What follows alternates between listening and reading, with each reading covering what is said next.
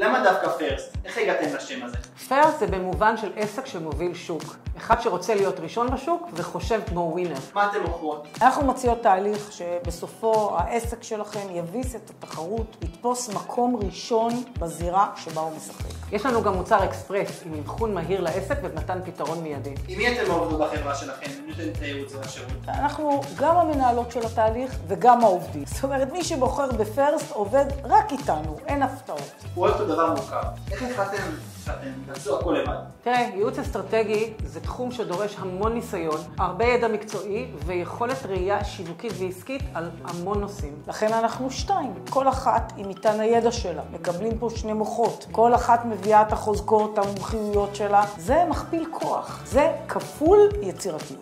מי הלקוחות שלכם? אנחנו בדרך כלל עובדות עם חברות בסדר גודל בינוני, שהמנהלים והמנהלות שלהם רוצים לעבוד כמו הגדולים. מה זה אומר? בסטנדרטי ובמקצוענות שעובדות חברות גדולות.